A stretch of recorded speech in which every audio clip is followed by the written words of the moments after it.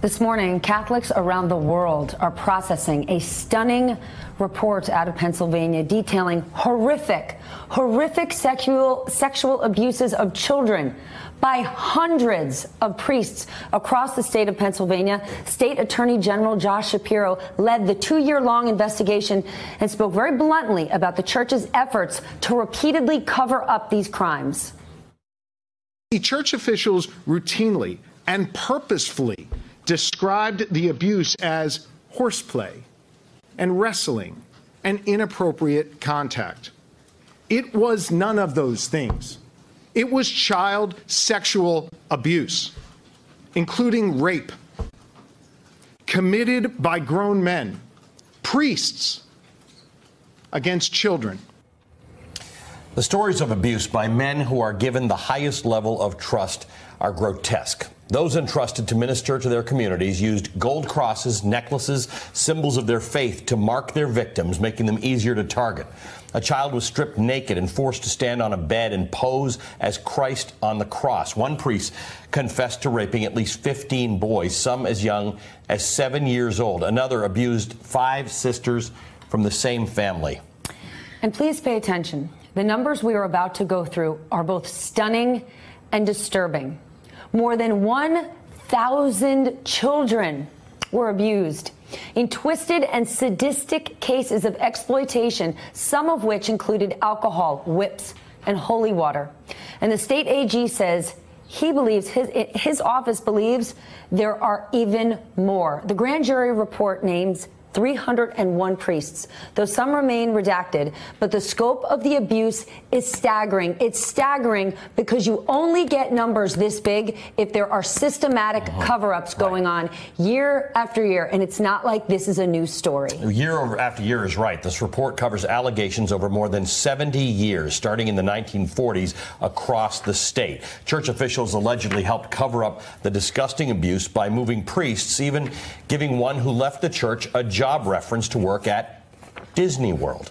And to put those 301 abusers in perspective, there are only 982 parishes in Pennsylvania, and priests regularly move around during their careers, giving these abusers the chance to victimize children statewide for decades.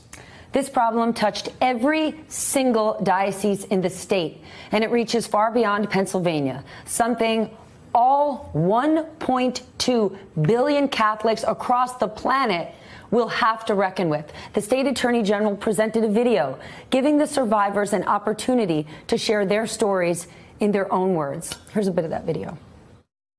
I grew up in a small western Pennsylvania town, Johnstown, Pennsylvania. I grew up in Bethlehem. Anhot, which is like right behind Steel High School, Steelton area.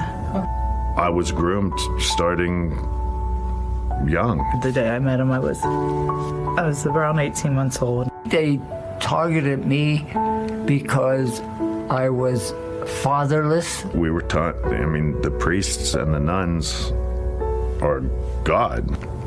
Just think, like, the word God makes me think of him, and I just... Who would have believed me? A priest in 1948 or 47 would abuse you? Do that? Never heard of such a thing because they covered it up.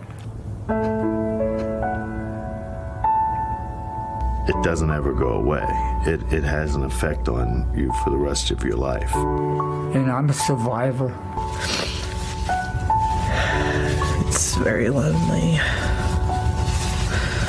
Especially when it's your word against God's. Wow, your word against God's. They covered it up year after year. Joining us now, one of the survivors that you saw in that video, Sean Doherty, and Mitchell Garabedian, an attorney representing 6 survivors directly involved in this report. He's represented those abused by priests for more than 20 years. Mitchell, thank you for your work. Sean, thank you for your story. You said that sharing this story was one of the proudest things you have ever done in your life. Tell us why, and what has the last 24 hours been like for you? It's been absolutely relieving for the last 24 hours. I've had this weight lifted off my shoulder since I joined the military in 1991 and swore an oath. I've been trying to talk about this since then. I feel yesterday I had the opportunity to fulfill my oath. I'm thrilled that since I came out publicly, the people that I'm connected to now, the stories that we're sharing, the people that are reaching out to me from literally around the world, this helps us all immensely. We have all been alone for so long, and now we are all connected through our stories, through this grand jury, and now through social media. And we are now, instead of fighting this on our own, we are trying to tackle it together. Mitchell, some of the offenses detailed have happened in the last 10 years. I'm kind of fascinated by that because I have heard this story and have been covering it for decades. Why, when this first came out, did this not stop? Did the church not take stronger actions? Why are we still talking about this? We now know it's been going on for 70 plus years, and this horrific story is just about the state of Pennsylvania. It's criminality. Criminality through and through. You are dealing with an international criminal enterprise. For centuries, and I have clients who were abused 80 years ago. They were sexually abused by priests. The criminal acts were clear. The supervisors allowed it to happen. Those were criminal acts and allowing it to happen. And it's continuing. You have the most prestigious, powerful, influential institution in the world, the Catholic Church, allowing the wholesale sexual abuse of children. Supervisors turn their backs on innocent children. Pedophile priests sexually abused innocent children. And the Vatican knew about it. Cardinals knew about it. Cardinal McCarrick himself is a sexual abuser. Monsignors knew about it. Supervisors knew about it. If the Catholic Church has a problem with money, they'll call the police to determine who's stealing money from the church. But if they have a problem with sexual abuse of children, they keep it quiet. And that's how it's been kept, quiet. Secrecy is the common thread here. Sean, do you have any confidence that things will change now? To Allie's point, we've been telling this story year after year. And even yesterday, when you saw the response out of Washington, Cardinal Donald Wuerl, he used to be in Pittsburgh for years and years. And you would think at this point the Catholic Church would take some sort of draconian measures to say the buck stops here, we must end this. But instead, again, we're disappointed, we're sorry, we're troubleshooting. That's the hand they've played forever. That's the hand that's worked. That's the hand that's got them to this point. And that's the hand that they're going to play.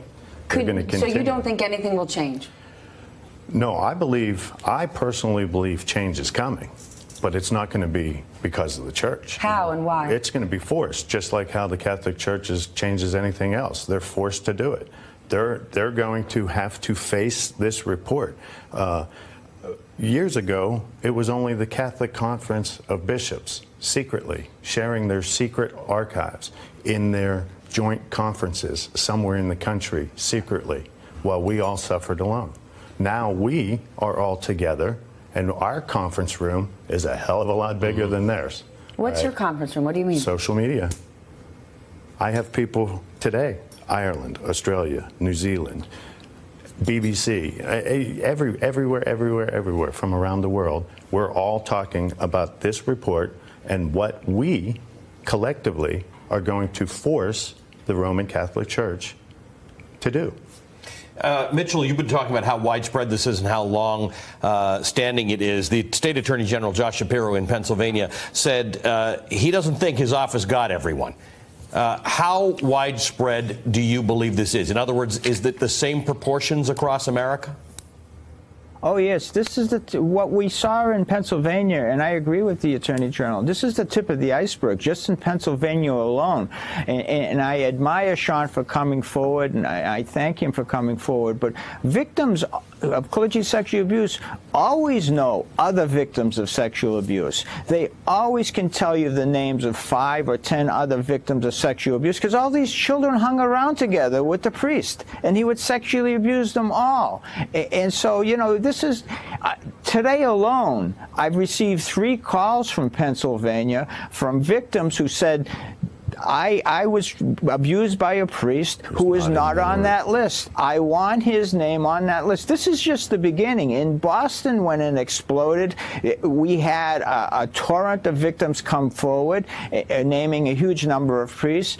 But today in Boston, 20 years later, I'm still representing new victims coming forward who were abused by new unnamed priests, priests who weren't named before. And it's very, very difficult situation for victims to come forward. But because of heroes like Sean, he's not only empowering himself, he's empowering other victims, and he's making the world a safer place for children. The change is going to come from outside of the Catholic Church. The public is now being aware you can't let your children near these criminals, because neither the supervisors nor the criminal or the pedophiles care about the health, safety, and welfare of children. Just think about that when he says these criminals. We're not talking about thugs on the street who could pull your kid into a van. These are faith leaders. You go to a church for guidance, solace, and leadership. Sean, for Catholics today, you were very candid in your video saying you had no desire to have children because of this. So today, how do Catholics, after a report like this, walk into church on Sunday? 2 of my kids go to Catholic school. How do people find their way after something like this?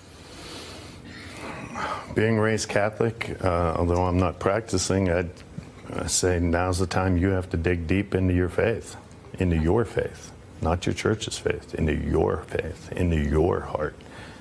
Think about your judgment day. Don't think about, you know, the church is made up of the people.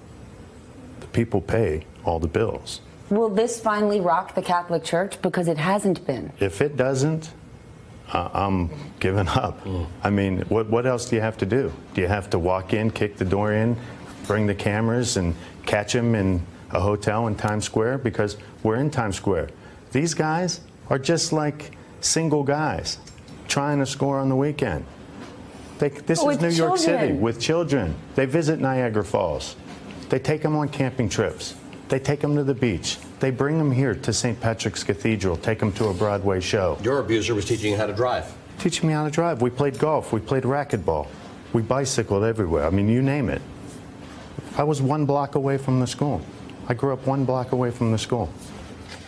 Sean, thank you. You are a hero for sharing your story, and for those of the other survivors, thank you to all of you for doing this. And for Mitchell Garabedian is an attorney for 6 victims in the report. He has been fighting sex abuse in the church since the 1990s. Thank you to both of you and to everyone else who has helped in this effort.